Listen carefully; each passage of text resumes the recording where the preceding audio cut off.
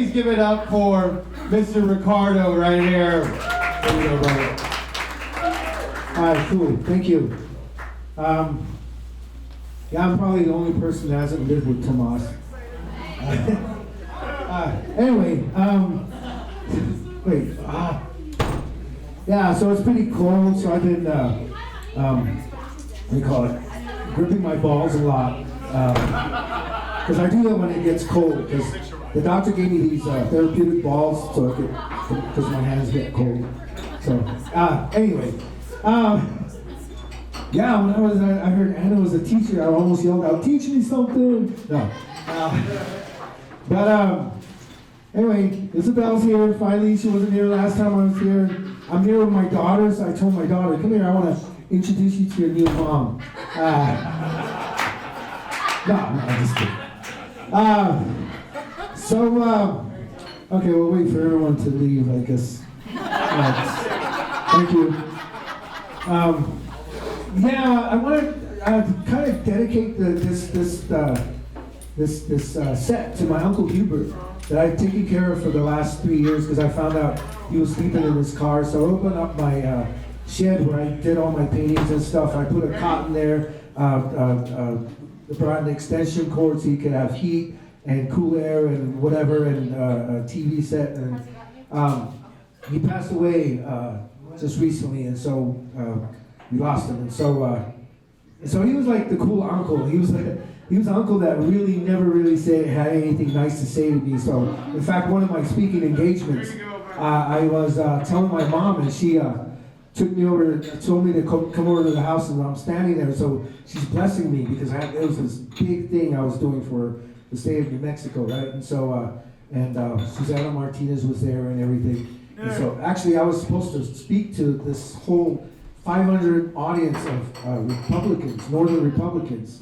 And I guess the year before that, the MC to this event had upset everybody, right? And so they told me, whatever you do, don't upset these Republicans. And so I go up there and I go, well, the first thing I say is, oh, okay, I hear this is a room full of Republicans. They all cheered. And I said, so I'm going to speak very slowly. So, so anyway, I was being, my mom was blessing me for this event. I'm standing there and she's blessing me, and then my Uncle Hubert's sitting there. And like I said, my Uncle Hubert on my dad's side, he never had anything nice to say to me. So he's like, so he's just sitting there. Then he stands up and he comes up to me and he puts his, taps me on the shoulder. He says, "I'm very proud of you." And then he walks out the door, and I'm like kind of freaked out because, like I said, he's never said or done anything nice to me, and here he wished me good luck, and he's proud of me. And so my mom's done, and so I go outside, and I'm getting ready to get in the car, and there's Uncle Hubert. There's this big mound of dirt outside my mom's house, and he's standing on this mound, and he's doing this to the north, to the west, to the south, and to the east. And I stood there, and I'm like, oh my gosh, this is very cool, because I'm thinking, he says he's proud of me, and now he's saying this prayer for me. So I go walk up to him, and he's still standing up there, he's to the north, to the west, to the south, and to the east, and I'm looking up at him, and I said, Uncle Hubert, I'm really very touched, I'm very moved. And he looks down at me and goes, why do you say that? And I said, because you're saying a prayer for me, because I'm doing this great thing. And he's like, I'm not saying a prayer for you. I'm trying to get a signal on my cell phone. And he was like that kind of guy. Like, he was like really cool. And he didn't really, we haven't gotten a lot of snow here, which would have been great for him because he really hated snow. And I would ask him, Uncle Hubert, why do you hate snow so much? And he would say, because it's white and it's on my land.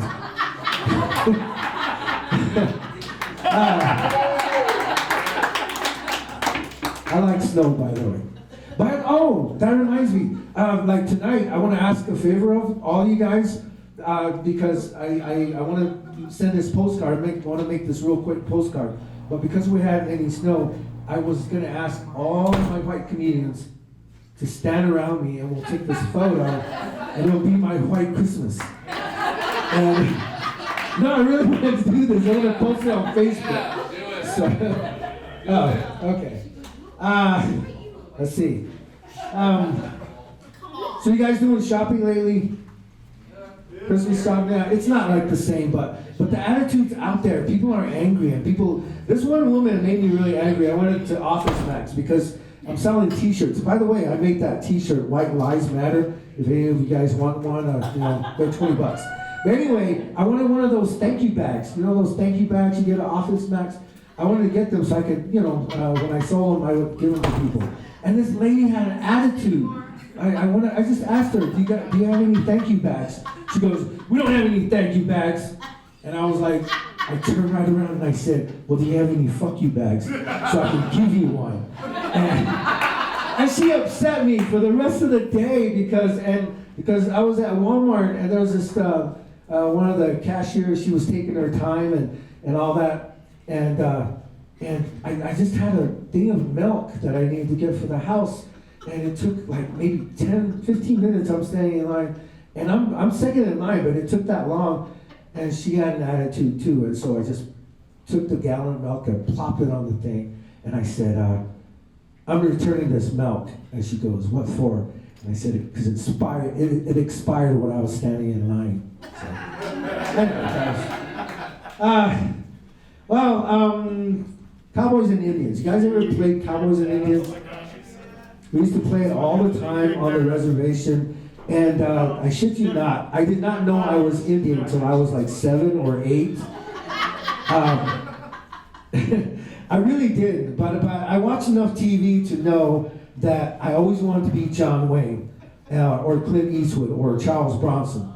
And so, because I was the younger of all my cousins and my older brother, my Fred, Joey, Yogi, Eric, they always got to be either John Wayne or whatever. And me and George were always the Indians, and we didn't want to be the Indians because they always lost, and they were always like, and so and George had one leg that was shorter than the other, and that's what made it different.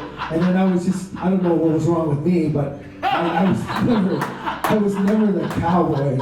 And so they would be like, okay, we're gonna be so and so, you're gonna be the Indians. I don't want to be the Indians. I don't want to be on the losing side, And so one day, right, at the house, my older brother Fred, who always picked who was going to be what, he broke one of the potteries at my mom's house, right? And so he's like really scared. Here comes my mom. She hears it. And then my brother says, what are we going to do? I said, I'll take the blame for it. He goes, really? I go, yeah. But just let me be John Wayne next time. He goes, no. And my mom comes in.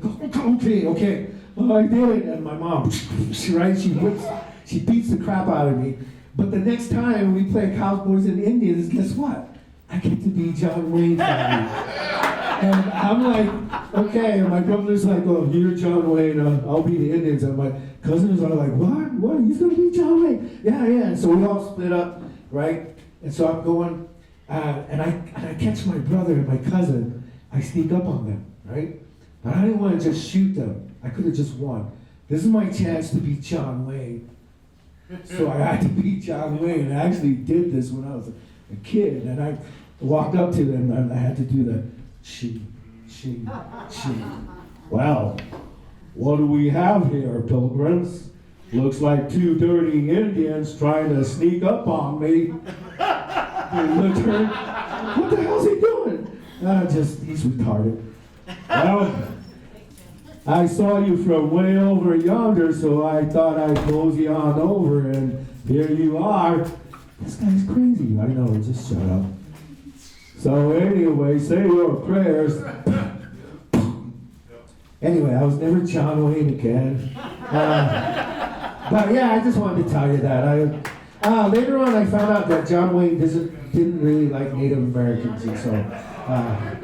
But anyway, I want to close with this dream I had the other night. It's really disturbing, so maybe one of you guys could explain this to me. But I dreamt that I was at a track meet, and then across the field, I saw Bruce Jenner, right? I saw Bruce, and I told my friends, oh my gosh, it's Bruce Jenner. He goes, And I go, should I go over and ask for his autograph? My friends were, no, he probably doesn't want to be bothered. I'm gonna go anyway. And so he's standing there, and so I run over, and as I get closer, he starts turning into this woman, right? I'm not transphobic, right? But I run, and there he's standing there, and it's Caitlin, right? And I'm standing there, and I'm like maybe 11 or 12 in this dream, and I'm looking up at her, and I ask for an autograph, and she signs it, and I'm like, oh, cool, and I look at it, and she signs it, Caitlin, and I go,